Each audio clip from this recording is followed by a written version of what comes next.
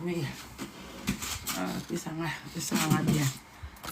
Ça va bien.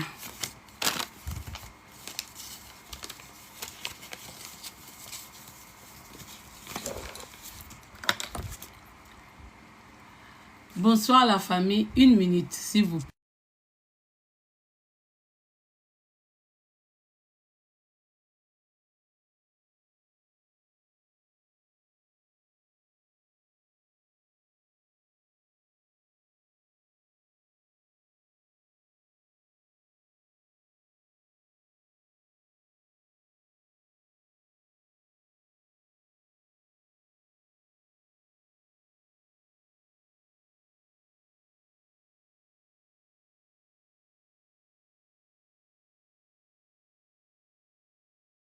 Bonsoir, bonsoir, bonsoir la famille, bonsoir la communauté congolaise de partout. C'est comme ce bon landa Mama Congo. Ce bon moni Mama Congo à côté na héros, c'est que l'air est grave. Ce bon moni pena na côté na héros, c'est que l'air est grave. Partagez, partagez, partagez, surtout dans le monde musical. Bobenge la ngaba fanatique ya Mbelekete Jazz, Papa Chéri, JB Piana. Bobenga ba fanatique ya JB Boya. Badive Moyibi. Badive escroc. Producteur ya JB Badive escroc. Si koto yebite, JB azo au courant ou azo au couranté. A escroquer na JB ou a escroquer sans JB. To tapote, to kote na ba explication. To tapote, to kote na ba explication. JB au courant, il est complice ou JB il est ignorant.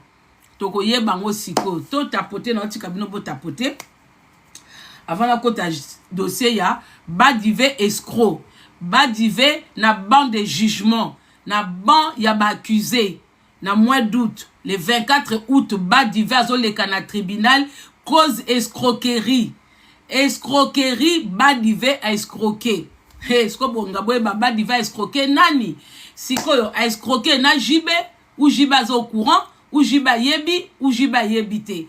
To partager. Bon moni makamonka yango. Bo kaka ko concert annulé. Mama nangaye. Ba vérité msuse ko yebana. Méfiez-vous des producteurs congolais. Bon, avant to banana sambela nanu nalongola molimo ya Badive ya kimuyibi poto za concentré. Au nom du Père et du Fils et du Saint-Esprit. Amen. Na tiki nyoso na maboka bakoko.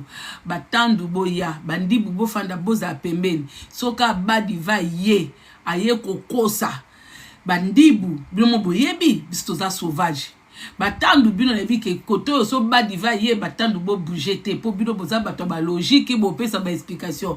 Ba koko bandibu. So bo monika Badive koti na live nanga. Po ya kokosa bato. Ako envoûter bato. Kibota wow. Toyokani. Amen. Dites amen. Prière ekoti ekoti. Bandeko, c'est vraiment sérieux. Na communauté na biso congolaise. Tina aja lelo. Ba producteur rebelle baza ba escroc.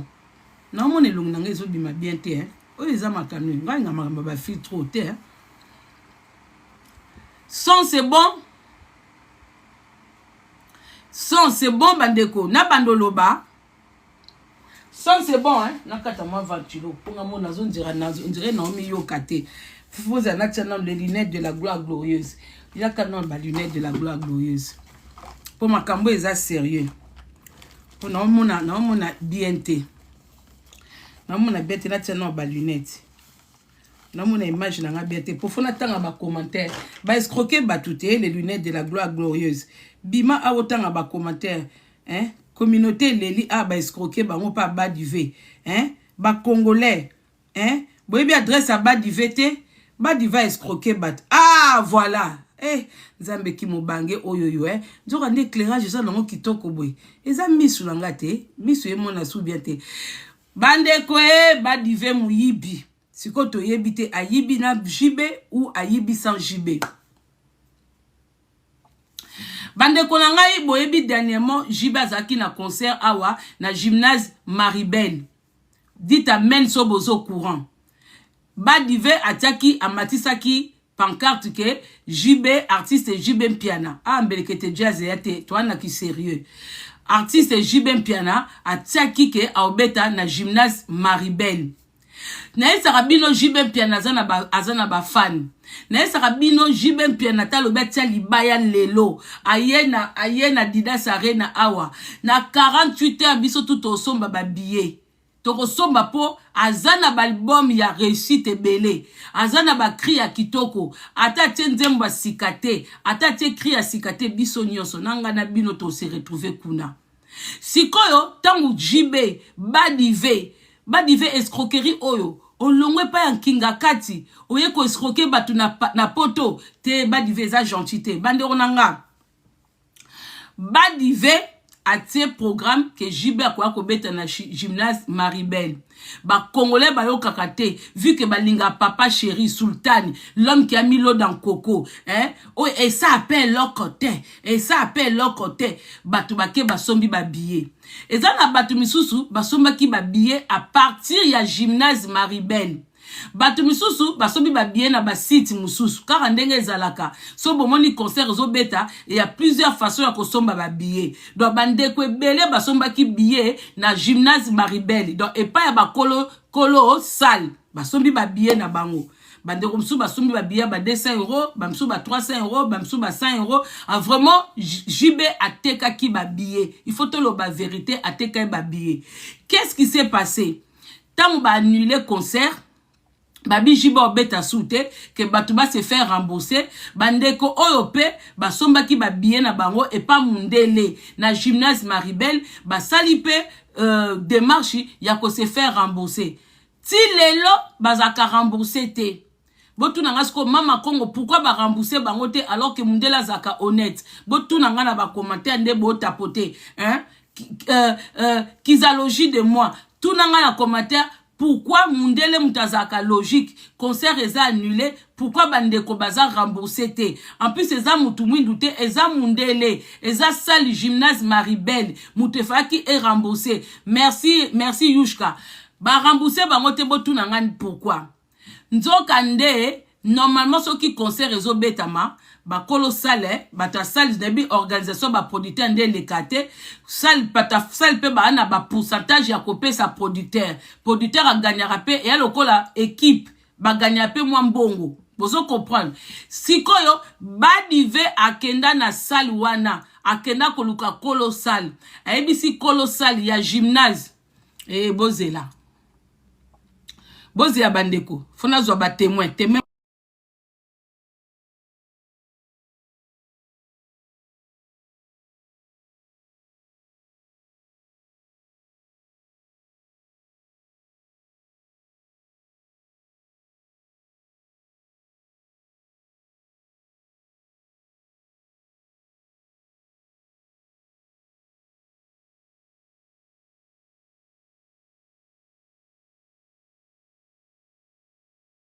ça ba témoin bato baza remboursé te bandeko basali démarche bafandi bazo rembourser bango te nzokande badive akenda na colossal na ba propriétaire ya salle gymnase Maribel ayebisi bango ke toza na problème awa JB azana mbongo te Jiba azana mbongo te azana posa ko beta concert nde to chaki date mais ba musicien bazana billet ko yate bazui ba visa mais ba billet ezate ba bisika ko lala pe ezate il faut bo avancer biso mbongo il faut bo avancer biso mbongo tant concert e ko beta batu ba kota bo to sala ba calcul salle gymnase Maribel ezui mbongo ya ba billet ba musicien et remettre na badive bazui na ba mbongo ya ko réserver ba hôtel bazui ba pesi badive donc badive azui mbongo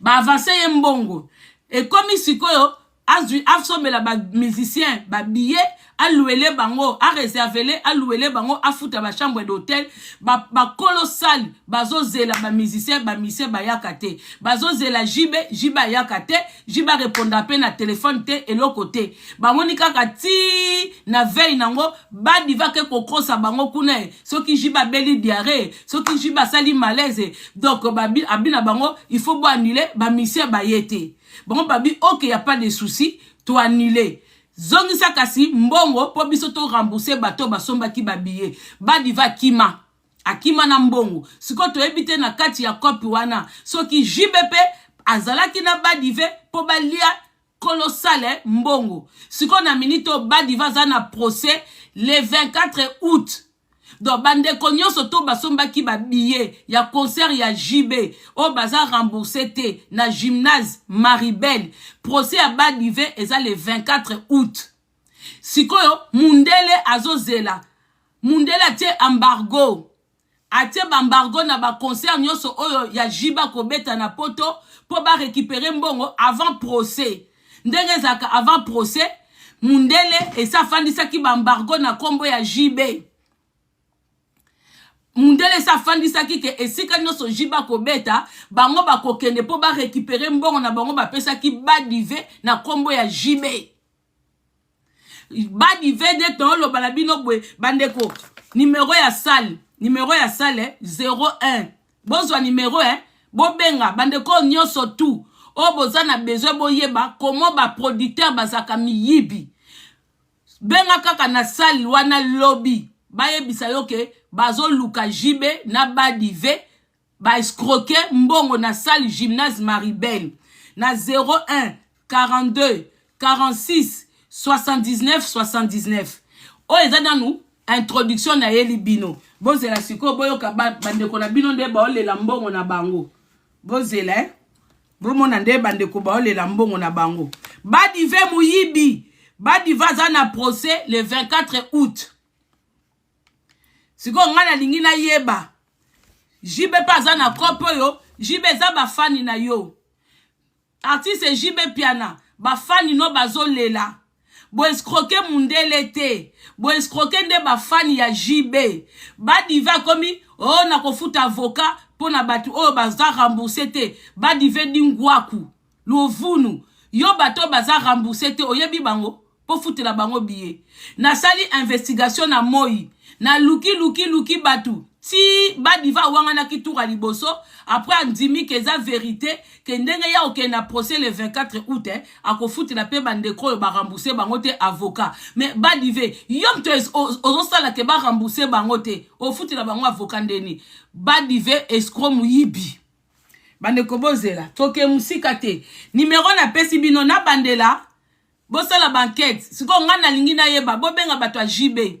Est-ce que JB azo courant que ba dive parce que ba pesi JB bazo kanga donc denge JB azawa ayebite que gymnase Maribel ba déposa ki déjà ba benga ki ngo kombo nini baza déjà na embargo contre JB donc makauso ki JB ko beta concert en France soki na ba Belgique na Europe batelie déjà embargo que bako récupérer mbongo na bango donc artiste JB il doit être au courant pour nanga azo au courant pour dossier munene boye merci à munene boye JB il peut ne pas être au courant azo au courant parce que ngamo nazwa ki sali nango na moi nazwi bango malheureusement j'avais que un seul téléphone je pouvais pas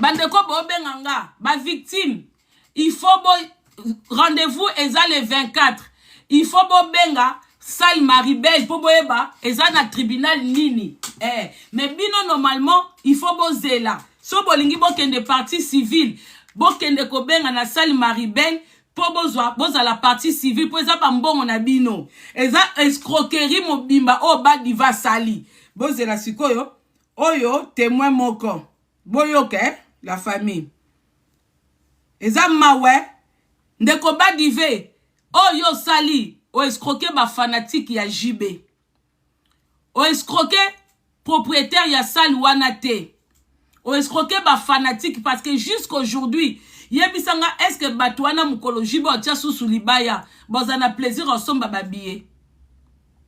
Bozana plaisir, oza mutema mabe. Louvunu na zela non na sila ni na yote. Lobi na ya bien. Zela lobi na ozwa mundele wana plein direct. Zela. Bolo ba malembe. Zela, yope banda kuna. Zela. Badive Zela. Ah, na kangaki. Badive Zela, Lobi na koyela osusu live. Ngamo na ozwa mundele wana nde na solek ne lelo. Na kolekise en direct. Po batuba yoka. Tokei. J'appelle, s'il vous plaît, concernant le rond. C'est du journal Marie-Belle, bonsoir. Oui, bonsoir, monsieur.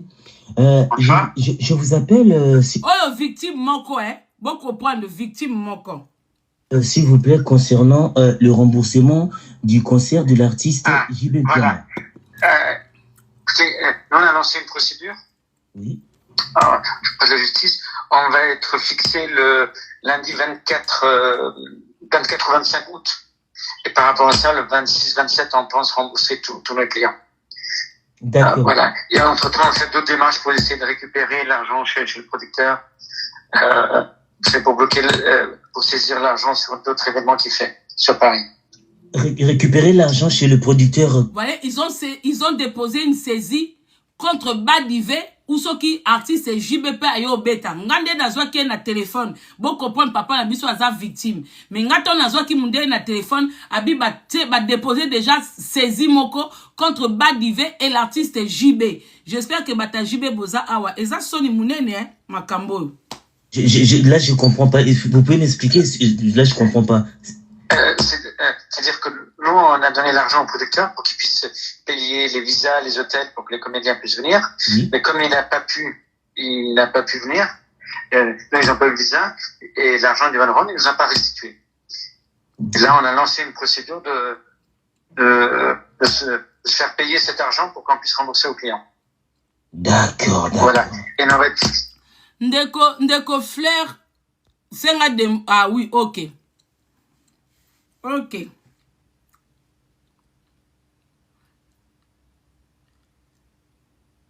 Kasi Maya boss, Mayuya moko elekaki na kati mama, Mayuya. Na zoe sabino lobby tokozwa mundele ye moko en direct. Pona sola kine ndeko to tapote bandeko. Bino bomoni kaka batie JB me makambo ebeleza yaki na kati bandeko nanga makambo ebeleza yi na kati toko ya lobby na ye kaka po bato ya JB ba ko ebisa biso est-ce que JB parce que ils sont au courant na tongo na benga ki déjà batu ndambu ya JB oyo baza au courant na bazwa ki ye moko na Badive il a fait escroquerie de JB avec les comédiens Badive escroc donc concert bozomona apesi image mususu akepe na ndenga concert mususu donc asali makambu selon ndeko senga ko matate makambu eza minene na concert ezaki annulé makambu eza minene ndeko Maya Badive grand escroc kona ina yeba na kati escroquerie na mbongo abendi batoyo po bakende tina procès. Donc bino bomona ka affiche ya JB mais na se Badive beti masolo mususu ebele boyo kakaka. Comme je disais le 24 ou le 25 août c'est pour qu'on puisse voilà par jugement mais entre-temps on a appris qu'il fait des spectacles dans Paris. Pardon, j'ai pas compris ça des spectacles, J'ai dit entre-temps on a appris qu'il faisait des spectacles dans Paris et on va essayer de saisir des recettes. Ah le producteur il faisait des spectacles dans Paris. Tout à fait. D'accord. Donc entre-temps, il n'avait pas le droit, c'est ça? Je ne sais pas s'il avait le droit ou pas, monsieur. C'est mon patron qui a discuté avec eux. Et je ne sais pas ce qui s'est passé. Bon, pour l'instant, tout est en attente. On va essayer de trouver une solution pour qu'on puisse...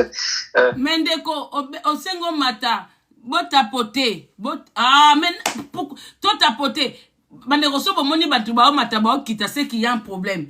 Tout tapoter bandeko ba mata. Et ça histoire très sérieuse. J'ai eu le gymnase Marie-Belle moi-même au téléphone aujourd'hui. Je vais le rappeler demain En même temps, je serai en live. Vous allez écouter la conversation. Badivé escroc mounene. Je ne sais pas si JB, il est au courant qu'on a escroqué les gens à son nom, s'il est au courant ou pas. Mais aujourd'hui, j'ai eu un proche de JB que JB n'était pas au courant, selon le proche de la personne de JB, que JB n'est pas au courant. Mais quand JB a saisi awawa, on va déposer les yeux, que ce qu'il y a bêta concert, tu as salwana, bazana droit qu'on kende si ka bêta concert, pour ba saisir mbongo na bango, en attendant, tribunal est libéré. Bazana procès le 24 et le 25, ici à Paris, avec Badivé, fundi déjà Badivé.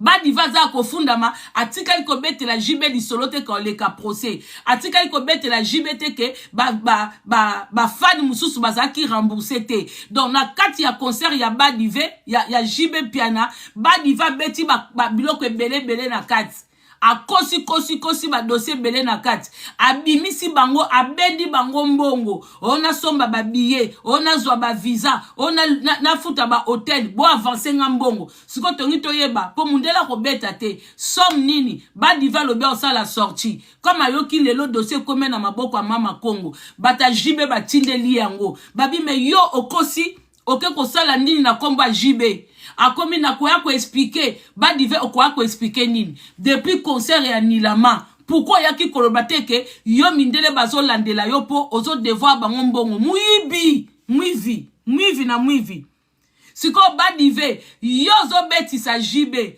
ba comédien ba kesala nini na makamnao ba comédien comment yo zo betisa JB mais au senge na ba comédien ba billet est-ce que yo zaki na programme que ba comédien bossa lever des rideaux yaka ko expliquer peuple congolais makambu ya JB ba comédien ba komi na kati ndenge nini ndeko nanga Fleur ozo matemezo kita sala sous demande to tapoter live s'il vous plaît to tapoter live tozongeli lisusu boko pone bande kongo pe bozo benga boza ba victime bozo luka bambongo na bino mais boz exprimera peu bien Journal Marie-Belle, bonsoir. Oui, bonsoir monsieur.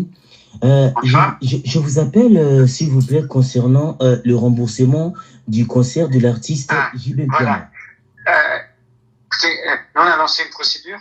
Oui. Alors, de la justice, on va être fixé le lundi 24 ou 25 août. Et par rapport à ça, le 26-27, on pense rembourser tous nos clients. D'accord. Voilà. Et entre-temps, on fait d'autres démarches pour essayer de récupérer l'argent chez le producteur. C'est pour bloquer, pour saisir l'argent sur d'autres événements qu'il fait sur Paris. Récupérer l'argent chez le producteur, là je comprends pas. Vous pouvez m'expliquer? Là je comprends pas. C'est-à-dire que nous on a donné l'argent au producteur pour qu'il puisse payer les visas, les hôtels pour que les comédiens puissent venir. Oui. Mais comme il n'a pas pu venir, nous ils n'ont pas eu le visa et l'argent du Van Ron, ils nous ont pas restitué. Et là on a lancé une procédure de se faire payer cet argent pour qu'on puisse rembourser aux clients. D'accord. Voilà. Et on va être fixé, comme je disais, le 24 ou le 25 août, pour qu'on puisse, voilà, par jugement. Mais entre-temps, on a appris qu'il fait des spectacles dans Paris. Mais ndeko Fleur, okomi Badiva pese bango chèque ya 50 000. Si qui Badiva pese bango chèque ya 50 000, comment akene sou ko de ko senga bango avance pour asomba ba billet à louer ba hôtel. Comment bango ba traîner yé na justice. Bazana tribunal le 24 awa Badiva il a reconnu ça. Ngana koyeba tribunal wana je serai là-bas. Na okendo filmer. Procès à Badivé. Le 24 août, je serai là. Badiva koleka kuna parce que fundi ye, il doit rembourser l'argent. Nga iloko na olinga na bakaka, JB il est au courant ou il n'est pas au courant. C'est ça. Makamba JB ya Badivé kout kwa ko défendre Badivé awate pour nga mona zo au courant que Badivé bi ke si na zui dossier. Badivé il est au courant que si na zui dossier de konanga, ko ya ko défendre awate. Na kozala na tribunal wana le 24 ngamoko lobby na kobenga susu Sal Marie-Belle na présence na bino po na benga ki bango nzela musala avec un seul téléphone. Donc je parlais avec le monsieur. J'ai eu un monsieur qui m'a beaucoup expliqué. Ndeko na biso explication mobulu. Blomo bomo na kaka yazo landela mbongo na ye. Ndeko pe no ba rembourser été. Ye pas somba ki ba billet pour akeno yoka JB. parce que alingaka jibe alinga musique a jibe ngai loko na ngina yeba est-ce que jiba yebi ke na minute oyo ba fan na ye o ba futa kimbongo na basomba ba billet na Maribel baza rembourser te parce que sal wana ezozela suite au tribunal ekopesa bango pona badive nde ba ko rembourser batu bazozela badive azongsela bango mbongo o bango ba pesa kiye soki bazozela c'est que mbongo wana ezebele la famille c'est que mbongo o badiva zwaki kosomba ba billet kosala nini c'est que ezebele donc badive muyibi la famille. Pardon, j'ai pas compris ça des spectacles, J'ai dit, entre-temps, on a appris qu'il faisait des spectacles dans Paris et on va essayer de saisir les recettes. Ah, le producteur, il faisait des spectacles dans Paris. Tout à fait. D'accord. Donc entre-temps, il n'avait pas le droit, c'est ça? Je ne sais pas s'il avait le droit ou pas, monsieur. C'est mon patron qui a discuté avec eux. Je ne sais pas ce qui s'est passé. Bon, pour l'instant, tout est en attente. On va essayer de trouver une solution pour qu'on puisse récupérer l'argent et rembourser nos clients. Et excusez-moi, juste une dernière question. Nous, maintenant, notre argent, il n'est pas en risque? Rassurez-moi. Alors, justement, on essaie de récupérer cet argent pour rembourser. On fait tout. C'est pour ça qu'on a lancé une procédure, monsieur. Et si le producteur ne donne pas l'argent, donc il ne vous rembourse pas, nous, on fait comment? Dites-moi. Alors, là, je pense qu'il y aura un fonds de garantie qui est mis en place. Je ne sais pas, là, j'ai pas eu les éléments. Il faut que je pose la question à mon patron. D'accord. Ah, bah, c'est compliqué, cette histoire. Bon, bande qu'on a expliqué, bino fonds de garantie. Bon, mon papa n'a biso a posé question kitoko. Alobi, soki badive, escroc ya badive, apesi bino mbongo te. Bongo biso batoto sombe babiye, toke perte. Alobi te, fonds de garantie. Siko fonds de garantie bimaka, tangu juge akokate la badive, que il faut au rembourser. Bango bakozwa raison. Sikoyo, l'état de mutu epesa ka fond wana. Eko pesa nanu batu ya sale. En attendant, ba rembourser ba client na bango. Après, l'été kolande la badive. Bon, moni denge le kaka la famille. Dites amen. Fond o bato a sale bazozela. Au fait, bato a sale balingi justice ne mtu esunga bango pour ba rembourser ba acheteur ya billet. Est-ce que vous comprenez la famille? Est-ce que tu sais comprendre? Merci beaucoup. Yango bomoni des fois zakabongo. So que ozana procédure na mutu et que ozana ba dommage et intérêt. Ba kateli mutu neti ke a refuta neti yushka 200 000 et que mutuana a koko futa te l'été bandanan ko futa yushka après l'été bandi kolande la mutuana et kolande na nzela musala na nzela makambo ebele ba okelo luka bisika no swazana bambongo ba bando saisir ye ndenge batu ya salle gymnase Maribel bazolinga basala avant ba rembourser ba client bazana besoin ya appui ya l'état ya tribunal pour ba condamner d'abord ba condamner badive pour bango bazwa sikoyo garantie ya ba fond wana ba rembourser badive muyibi nga sikoyo na yeba badive mbongo wana bokabola na jibe ou bokabola na jibete question badive to ozela na mo itomba bengi yo olobi yo poko ya ko expliquer ozeli dossier comme pananga poya pono ya le 24 ya badive na koya oza escroc osa ngelo côté toza na tribunal na koya tribunal wana parce que yo escroquer ba congolais pour ba mindele tem tu basomba ki babiye wana eza ba congolais wa muyibi. Oui, c'est très compliqué, monsieur. Là, c'est hyper compliqué. Donc, j'ai tous les jours beaucoup d'appels des personnes qui n'ont pas pu se faire rembourser. Oui, bah c'est normal, c'est beaucoup d'argent. Par exemple, mon cas, moi, j'ai payé 2 billets. Vous vous rendez compte? Oui, 200 €, c'est beaucoup, quoi. Ouais, et les frais, 207 €. Ouais. Mais sur quel site vous avez acheté, monsieur? Chez vous. Directement chez vous. Oui, si, directement, gymnase Maribel. D'accord. Pourquoi 207? Bah, c'est ce que je vois ici de ma part. Parce que pour me l'envoyer, il fallait payer des frais de 7 €, non? C'est ça? Ah non, pas du tout. C'est pas moi, ça. Alors, vous avez passé par un autre site, monsieur. Par contre, si c'est la FNAC... Ah non, c'est ça. Non, je me suis trompé. C'est bien 200. D'accord, parfait. C'est Okay, bien 200. Excusez-moi. Non, je faisais allusion à notre spectacle. Non, c'est bien 200. Voilà. Parfait, monsieur. Mais écoutez, comme je disais, on va être fixé au plus tard le 24-25 août par rapport au tribunal. Et puis là, à partir de là, vers le 26, 27, 28 ou 29 août, on va commencer à rembourser tout le monde. D'accord. Et nous, on a zéro démarche à faire, on attend juste le remboursement.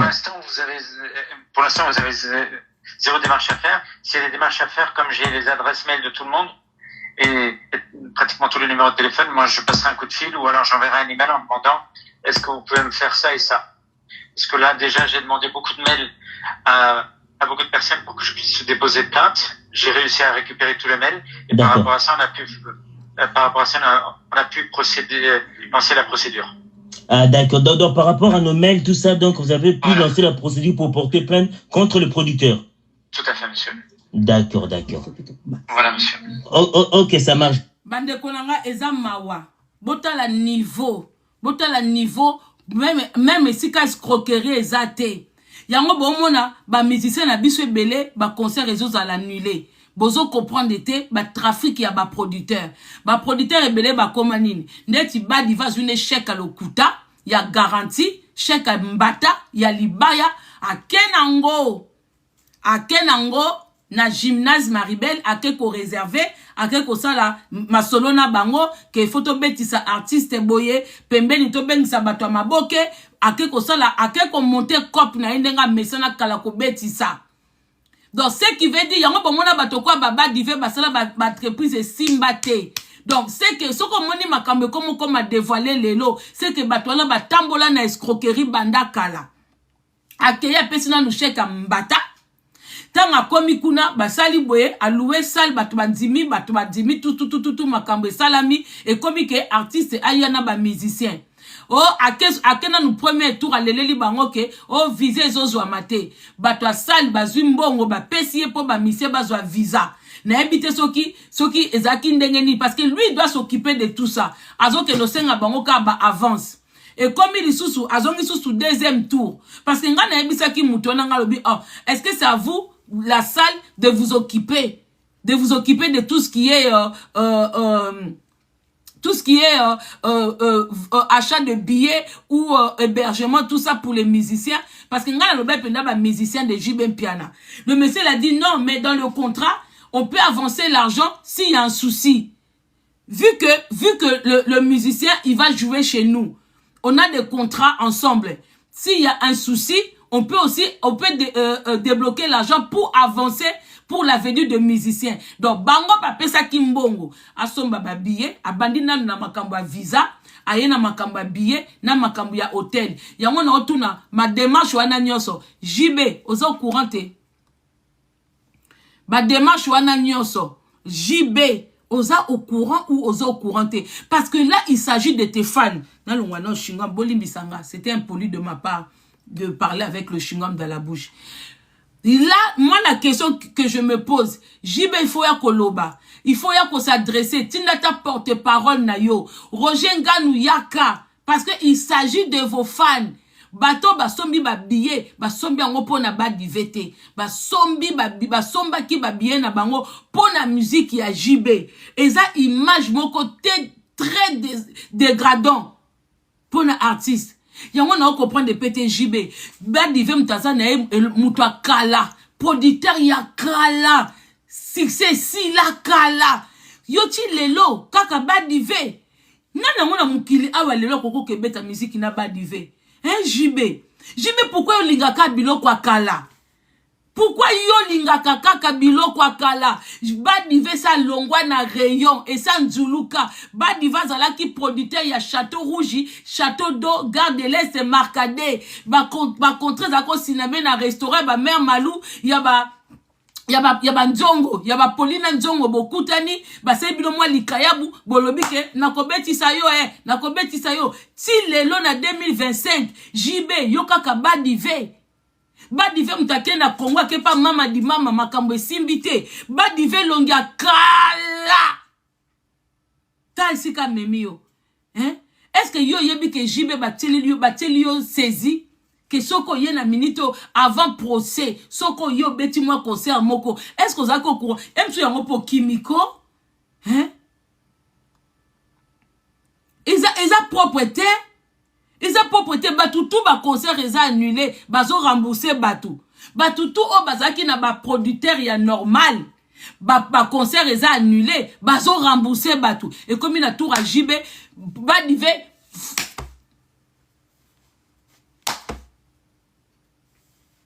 heureusement ça une adresse na France bakangi ayebi kaza na procès le 24 bandeko soka na zui tribunal biso tout ok kuna eloko na obengela susu lobby na tribunal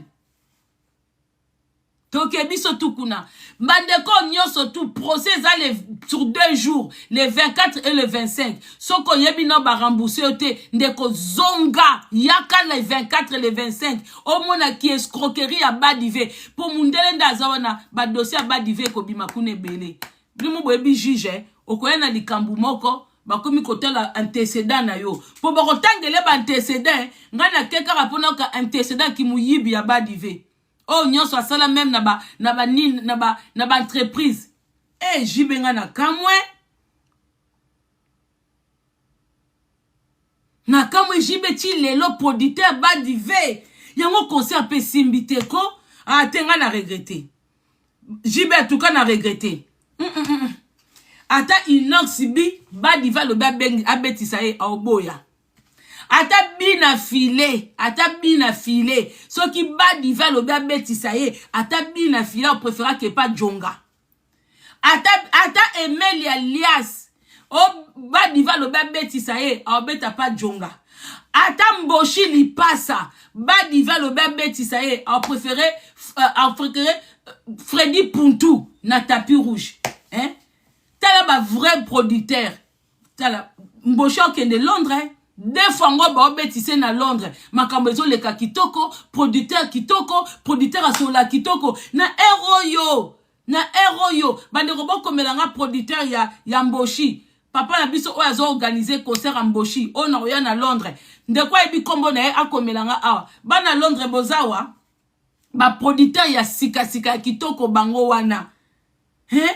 Ozo mona makambo leka kitoko concert ebetami na héros JB Badive. Hein? Na héros Badive vraiment solo. Ah mais non. N'intimité. Je peux pas. T'as la producteur à solo Yoanazan à Londres. Hein? Ba hôtel, ba billet, makamunyoso, na biso ba mama kongo tozala kuna. Hein? Makambu tout. Yo Badive lokoso, muyibi. Ok, kwa ebisa bango, oh ba musicien na ba comédien ba na visa te, ba avancer yo mbongo. Ok, sous koloba, moi to somba ba billet bongo ba mbongo ba voiture tout au monde na lopangu. Hein? Yo moko apesi bango na chèque mbata Badive makambo. Journal Marie-Belle, bonsoir. Oui, bonsoir monsieur. Je vous appelle, s'il vous plaît, concernant le remboursement du concert. En tout cas, de cause garçon qui dit concert de l'artiste JB. Voilà. Écoutez, nous on a lancé une procédure. Oui. Alors, je parle de la justice. On va être fixé le lundi 24 ou 25 août. Et par rapport à ça, le 26-27, on pense rembourser tous nos clients. D'accord. Voilà. Et entre-temps, on fait d'autres démarches pour essayer de récupérer l'argent chez le producteur. C'est pour bloquer, pour saisir l'argent sur d'autres événements qu'il fait sur Paris. Récupérer l'argent chez le producteur, là je comprends pas. Vous pouvez m'expliquer? Là je comprends pas. C'est-à-dire que nous, on a donné l'argent au producteur pour qu'il puisse payer les visas, les hôtels, pour que les comédiens puissent venir. Oui. Mais comme il n'a pas pu venir. Banderona Sexabino. Tant on a badio benga na moyi, bandeko. Ah, vous avez un Sexabino mandam entre biswe, vous tenir regarder. Oeba entourage à misé baza grave. Tant on a badio ça l'investigation, na bina lukano na eba soki JB, azo courant que azana saisi moko awa soka beti concert avant procès, ba okanga bango ba recette. Na yena producteur o beti sai. Na bandi ko sa ba investigation. Tant na zui mutu moko ya JB. Mbamo babite, eza masolo lokuta. O eza kaka, eza kou ya kofi. Babi o eza kaka kou ya kofi. Eh, ngale si banga bibo numéro ya gymnase ngoyo bo benga. Obi ba musicien entre bango ba s'accuse na kakaka. Mbala moko ba accuse kofi. Mbala moko ba accuse babi o feza kaka kou ya kofi. Ngale si bango te ngai nazwi ba victime tant ba victime ba bengi nga bati moko kuta pesi nga audio tanga solola apesi nga na numéro on apesi bino bande ko numéro ya ngoyo nga na bomba kate 01 42 46 79 79 nga moko na nzela musala na bengi na se faire passer pour na muto na sombaki na ozela kaka nazana attente ya remboursement nazwi mutu moko kuna a expliquer nga alobi on en a marre de coups de fil mais on vous comprend. On est déjà en procédure, on a dit que batie même à nos esenga batie kinini ba répondre ki batutu na ba mail que baza na procédure a expliquer ndenge badive a escroquer bango na kati mutuana na zwi numéro na tindeli susu bato a JB na bi numéro ya ngoyo bobenga eza nango ku ya kofite ezali salle Maribel gymnase Maribel badive mutu asali JB ku soki bino bozo courante eza badive mutu ayibi mbongo na kombo ya JB Jibaza na saisi soki abeti concert avant bongo ba récupérer mbongo et pas ya badive ba okanga mbongo et pas ya JB bola musa JB na pongi po ba bi JB lala na moi ane zadio ndenga yeba nzemba zadio zadio butu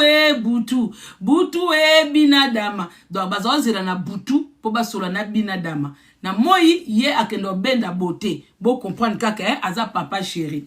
Mena ebandeli bakanisa ke eza ku ya kofi ngabi bandeko eza kofi te makambo dossier o eza grave eza ba fanatique ya JB soki bozaki au courant te un tout badiva bisi binote badiva za na procès le 24-25 août parce que a escroqué mbongo na gymnase Maribel na kombo ya ba comédien parce qu'on a ba comédien o ya lobi ka sombela ki ba billet ba comédien o ya kende ko laksa kuna ke azo bengisa bango ba comédien ngo ba nani po biso to bi ke muta mema ba comédien na poto eza sous le kauka ba na département ya Fergani la merveille makambiso to yebi yango wana na ebite sko badive alinga ka betisa JB na ba comédien nini vous comprenez? Ok. Journal Maribel, bonsoir. Oui, bonsoir monsieur. Je vous appelle, s'il vous plaît, concernant le remboursement du concert de l'artiste JB. Voilà. Écoutez, nous on a lancé une procédure. Oui. Alors, de la justice, on va être fixé le lundi 24-25 août. Et par rapport à ça, le 26-27, on pense rembourser tous nos clients. D'accord. Voilà. Et entre-temps, on fait d'autres démarches pour essayer de récupérer l'argent chez le producteur. C'est pour bloquer, pour saisir l'argent sur d'autres événements qu'il fait sur Paris. Récupérer l'argent chez le producteur, là je comprends pas. Vous pouvez m'expliquer? Là je comprends pas. C'est-à-dire que nous, on a donné l'argent au producteur pour qu'il puisse payer les visas, les hôtels pour que les comédiens puissent venir. Oui. Mais comme il n'a pas pu venir, ils n'ont pas le visa et l'argent du Van Ron, ils ont... Bandeko bon comprendre bien. Papa Nabiso alobi artiste JB. Kolo gymnase alobi ba comédien. Donc il y a un problème. C'est que Badive a kosa ki na yepe JB. C'est que il y a quelque chose qui ne va pas dedans. Passage au pen ngaton na bengi. Lobi to ko éclaircir en plein direct na bino awa. Est-ce que Badive a kosa ki JB ke yem tazana concert alors que kuna kosa ki dossier ba comédien ou a kosa ki ba comédien koto na to yebite. Mais papa na biso bande ko basomba ki billet pona okenota la JB. Papa na biso zo luka remboursement ya JB. Donc Badive il faut oa ko expliquer biso. Ndenga zawana na Badive na mwasi na ye na batu na ye ba na fenêtre. Badive zo mona déjà que non c'est les live. Papa na biso jusqu'à cas contraire obimi escroc. Parce que pour Mundele a traduire yo na justice o escroquer ba mbongo. Pour Mundele a lobi bien que bazozela yo o rembourser mbongo o bango ba avancer ki yo pour na ba billet, pour na visa, pour na ba chambre d'hôtel. Ba monsieur ba yete, ba comédien ba yete, hôtel et futamité, billet futamité. Mais que nous on sa mbongo Badive. zwa kaka mbongo bapesa ki yo zongisa kuna ozozongisa mbongo te poani donc badive o utiliser mbongo o préféré okena o procès po bando zongisa ka 20 euros 30 euros 40 euros wa mutema mabe donc on mbongo na muto a jibe bokaboli ou bokaboli te en tout cas tozela Roger Ngando wa ko éclaircir biso na dossier oyo po dossier oyo eza vrai ndeko nyonso oyo lingo yeba véritable histoire vraie ya dossier oyo benga kaka na 01 42 46 79 79 bandeko boya libanda ya mboka olingi tu te fais passer pour la victime ya billet non remboursé obeti kaka 0033 obeti 1 42 46 79 79 bomona ki escroquerie à producteur et là on a comprendre était il et l'eau ba matbazo luka ba producteur ya kitoko pourquoi JBK na badivé pourquoi JBK kana badivé JB bi ke badivé ça c'est là ba badivé si ba ça qui époque na bango ba château rouge ya ba concert na bango na ba nini bo ba benga ka ba disque d'or ya lokuta baba dive bazaki somo na escroquerie ya okendo sali sa ba disque d'or ya lokuta au moins na musicien azo yemba bwe ba mati na disque d'or bango tuna ba mama tout ça et tout ba mati nzoka de disque na to memango na mo pieto mo ande ba ko lando mbango zoka ba disque d'or o nyoso ba diva pesa ba musicien kende ka ko simbisa mona mo piété on a un problème na eko tika disque d'or bo def sanga mbongo ba ko bengelo ba mbila bako bengelo bambila ke oye kokosa bango ba diske wana badi va bando sela ngo soki na clinique cour soki wapi siko tilelo jibe bite ke badi va za escroc est-ce que à part yo badi va sa bêtise sunani depuis badi ve bakanga ye ba continuer surtout azo ba interdiction bancaire akenda ko bwaka ngunda na kinga kati kuna ba pesa ye banini kokombola kinga kati badive na mwasi na ye bazo kombola kinga kati ngana comprendre bazoki suna makambo ya production ndenge nini po badive na mwasi na ye bazoki kokombola banyama kopesa banyama biloko akolia banyama o bilo bomona na kinga kati badive na mwasi na bapesa bango biloko akolia bango bapesa biloko akolia donc ngapo na nga jibe soki na moni lobby na kofanya la dossier on a téléphone kitoko pour na nga jibe ozana kati pour je peux pas comprendre un artiste comme JB badi valia mbongo ebele bongo ozalo couranté moi je peux pas comprendre pour na minute on a zakaka na point d'interrogation na mona ke oza copie ya JB na badive na mona ya copie la bino ba po nga ko ki kondima po ba ba nga ke non JB ki para makambute o akipe makambute oza makamba production ou eza makamba production donc bino bo mona ngo bino bato ya JB bozo mona ngo normal ke ba fan bazo le la remboursement que JB yebite mais ça grave musicien nyonso tout soki concert est annulé et l'okaliboso à s'assurer que ba fan nae ils ont été remboursés. Il faut abenga ba citoyena, abenga ba producteur pa yeba soki tout le monde a été remboursé. Soki procédure ya remboursement ezo kende kitoko. Il faut qu'on lande là. So bobi que JB zo couranté naza très déçu. C'est que pas JB il y a plus d'organisation. C'est que JB ça tikine musique. Ce qui JB a évité que badive a escroqué batou. C'est que JB fait atiki musique. Pour tout le monde Roger Ngando a tamboli à lobby. Roger Ngando vient nous expliquer, s'il vous plaît. Venez nous expliquer. Parce que c'est un grave dossier. C'est un dossier à escroquerie. Il y a le nom de JB. Parce qu'il y a un producteur à JB. C'est regrettable, hein. On a eu ça annonce. Lobi na yo fanda ngamoko penda na live na bengi sous gymnase wana na poser ba question kitoko et puis na luki tribunal sika ba dive pesa pe combat tribunal po yo za na convocation parce que moni muto bosoni na moi ngam tu na benga ki na bengi muta bengi ye ba dive na bi koza ana fenêtre o moni muto a benga ki yo ngam tu na benga ki mutu ba bengi ye pour ba ye bisa yo ke soki e bango bazo couranté c'est que yo escroqué na combat JB ezaki mutema mabe wana eza ba fan ya JB ya papa chéri o yozo nyoko la bongo parce que soki ozongisaki mbongo wana na gymnase Maribel nde bandeko baza déjà remboursé aujourd'hui yo kimi bango na mbongo concert ebetite batu bayete zongisa mbongo restituer mbongo oza muyibi obibisi do okantaki dossier oyo ekoyeba na teko do Badive sika zana andimaki teke mundela za polo ke mundela ko expliquer batu ke moyena rembourser bino exact moyen to rembourser bino exact po tozo landela producteur Badiva ndimaki te Badiva kaniseka ndenge ya yibi bango mbongo plus de 50 000 oyo yibi bango que bango bakofanda bokoleka tribunal mutakoyeba te. C'était ça le programme de Badive que tombo le tribunal ya koko c'est la JB bozana sabino de ngokende. En tout cas JB ce qu'on au courant Badive c'est pas quelqu'un avec qui okoko sa confiance. Badive ngoko c'est la ngambo à Paris.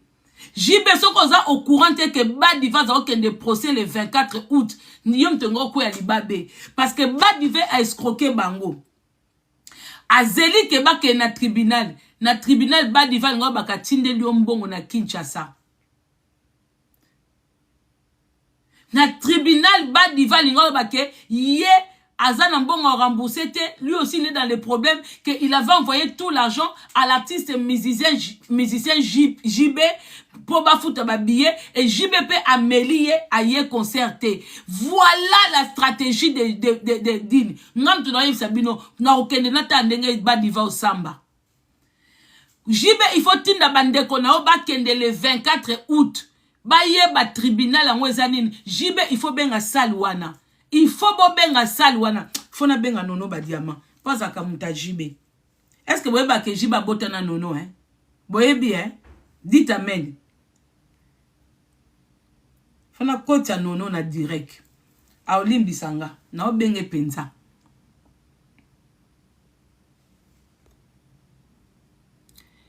Allez, bo bloquer lenga soki JP the world oh ba dossier pamba di ngwa kuno siko zali. Kasi yako rembourser batu bambongo ti. Lobela politique, lobite ke mboka bine si ba teki yango. Yoko lobela ngote. Bozela ni po bo bloquer lenga ye. Hein, s'il vous plaît. Nazana batu abate. So bo moni mutache commentaire, yom to futanga pona lobela politique. Ma dossier pamba. Batu baza escroquer bambongo ezongite. Yo na dessin ro kabela mutu. Yo na kombo o komi ayiso kabela mutu 200 €. Muta sobi debi ye kuna aza rembourser te di ngwa ku 1000 fois siko zali. O sali bien beji. Zoba. Aba pe dossier. Escroquerie oh Badiva selomo nango likamukie. Kasi Badiva rolata likambo jibet. Soki jiba zo courante ou ba yokani bango mibale ou Badiva kolata ngo jibe. Akoloba ke yatindela kimbongo jibe pour azwa ba visa, asfuta ba billet et que jibe muto ayete. Il faut to ke na tribunal to ke yoka ndenga ko samba. Soki ako accuser nani, soki aloba ke mbongo ke wapi. Dingwaku. Tamutu. Fona benga bozi ato benga nono. Ayamba peti. Encore ebike nga mama Congo.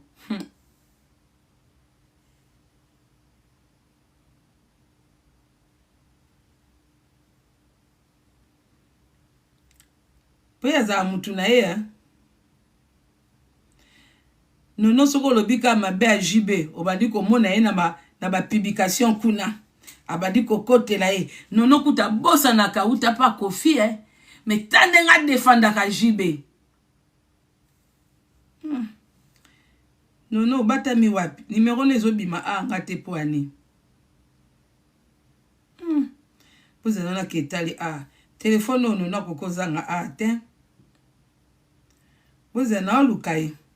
Totuna nano Boza totuna nono. Poya za mutajibe totuna no soka zo courant. Omona kaka o akotele kaka. Aba kaka o te. Tebi makambo wana te. Akotele kaka. Ana chance makasa numéro ne ebi matendeni. Mais na numéro nono ti boza nona ketala ba kombo pe mususu des fois na koma bizarre. Bozi la bande ko totuna kaka. Écoutez pe rien totuna.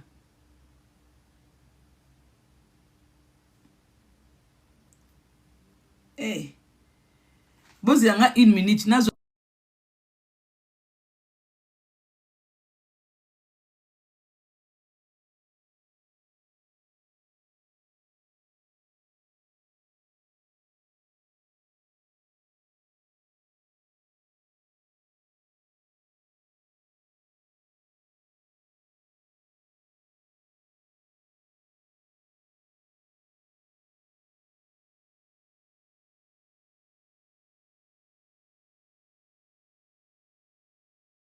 batajibe bafanga na fenêtre pour la lelisi numéro 1 non ba diamant ezo sonner muta répondre te non so za na fenêtre tout non ka so bozo courant que ba diva zo le ka procès oki manga po ani nono muta ko tagelenga nono ba diamant za na TikTok te nono ba diamant za na TikTok te pour la lelisi téléphone na et sonner batunde ba kima rabatu na lelisi numéro 1 nono et sonné mutayambi te azana TikTok te mwebo tagelenga aweza te. Bon, merci beaucoup la famille. Ngana keka investigation lobi noye la bino susu vraiment eza dossier moko très sérieux bande kona biso ba congolais et belé ba somba ki ba billet na salle Maribel pour ba keyoka musique ya JB. Malheureusement ils ont été escroqués par Badivé. Badivé a escroqué bande kona biso ya ba congolais. A escroqué a sali ndenge nini. Procédé ya Badivé zanine. Badivé azwa kimbongo a defa kimbongo. Na bato a sali ya Maribel. Ba avansa ki mwa mbongo moko ya moto ya mingi. Po asomba ba billet. Azwa ba visa. A futa na ba chambre d'hôtel. Et si ka ba misé na ba comédien ba loger. Malheureusement, tina dernière minute, bato ba moni présence ni ya ba musicien, ni ya ba comédien. Ba moni et l'autre côté. Badivé, ce qui pas koseli JB makambwe. Toebi excuse ni na pese na salle wanate pour alobake, moyeba ya kobeta ezate. Siko salle babisi zongsa kasimbongo oto pesa kiyo, oto avansa kiyo, comme concert ezanango soute, to zongsi la bato bafuta ki ba billet. Ndenge ezalaka. Pour salle concert ebetite. Msali paza na mbongo te mbongo bofuta ki ba billet bino bato bozala ki na mbongo na bango moko ba avansa ki Badivé po ba musicien bazwa ba visa basomba ba billet bazwa ba réservation ba futa la bango ba chambre d'hôtel pour na séjour na bango Badiva kimi na mbongo Badivé mbongo e monanité ti lelo oyo bomoni mundele sikoyo azeli ba plainte ya batu nyoso to batinda ki ba mail ba appel nyoso to ya batu ba réclamer ba billet ba kotisi plainte na mbongo na bango ba pese Badivé. Donc rendez-vous ya procès eza le 24 le 25 août na kwa ko ebisa bino na tribunal nini ngamo pe na zakuna na tala de Badiva osamba na yeba soki Badiva kolobake a pese mbongo pa JB mutayete undenge nini parce que jusque là na yebi application à JBT. Moi, na accusé JB ezate na dossier oyo.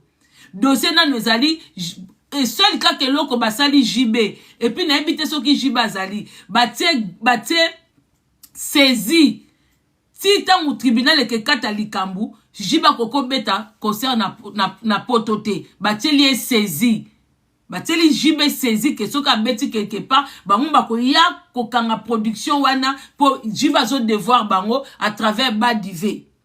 À travers Badivé. Ce qu'on dossier auto nto yeba, toze la Roger Ngandu, to yeba soki application à JB eza na niveau nini. Na kati ya dossier ya escroquerie ya Badivé.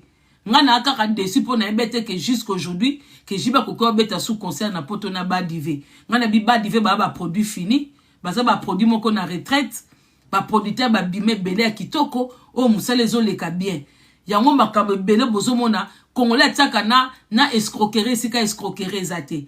Na sali ya kobeta neti batokola ba sali wana gymnase Maribel. Est-ce que bolinga sou zaïwa moka keni na bango na cop obeta kuna? Badivé. Pourquoi Congolais obebisaka ba cop do yo leki wana tomba ninga bakoya lisusu mindele ba perdre de confiance.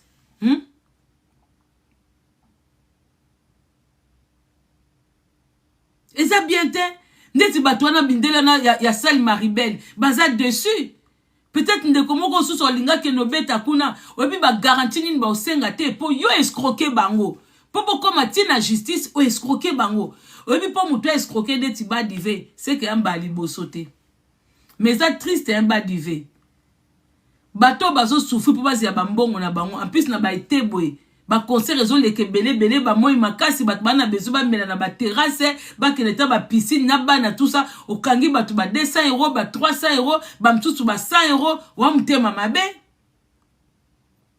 Pourquoi bo baby sa kaka?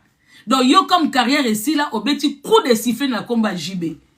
En tout cas ba dive comme au kende kin au raté kingakati. Poto peso rata mago sala ba entreprise simba te e koya obina beta coup de sifflet mais mundele ba liake boete onde si ba memi au procès boy okokima toza a non assisité ezaka dossier avant goût introduction on est lelo ez introduction lobby boromona to benga bisonyos numéro na pesi bino bino mo bo vérifiaka ezala te que soto ena likambu bo vérifier te ko batu bakosi 01 42 46 79 79 01 42 46 79 79 bandeko bo ali banda mboka 0033 1 42 46 79 79 bo benga kuna oya yebi ko sola bien bo tuni soki jib bo lukata tribunal en so eza wapi mais to bi keza le 24 de 27 ngape no benga susu lobby kaka so na zui mutuana ba moko ka mukoti sai na yesa pena mutuana papa je suis en train de vous faire passer en live parce que il y a beaucoup de gens qui sont en attente de remboursement de billets qui vous suivent là. Donc parlez une fois pour toutes comme ça toutes les personnes qui sont en attente de remboursement de billets vont vous écouter, vont vous entendre. Voilà. Donc rendez-vous lobby. Badive nabi ke olobaki oya oloba po moni ke na zui dossier o zamute mamabe so qui vraiment obeti JB 12 na makambo mbongo j'espère que bata JB bozali na live oyo bufongoli matoi so qui bo lobby te na tike bino te na tike bino no lobby te na longola na lobby na tike bino samedi na tike bino journal lobby samedi so qui ti lobby so qui na zela bino bo sa la sortie. So bo se sorti te se ke JB mutaza na kati ya kopo. Tozela tota so Roger Ngando akoya ou badive so boya lobanine. Non tike la bino penda tambino mo bokota boya koloba. Ponga na biki nazana lokuta te. Ngamo na soleil na bango bande ko belepe o bazana attente ya remboursement baza ana kati ya live. Ba yebi ke makamama Kongo oloba a cosité ngano tike la bino bosa la sortie bo wa expliquer congolais wazali na besoin que yoka musique ya JB et que akomi ke moyeba rembourser ezate po badiva kimi na mbongo en gros badiva kimi na mbongo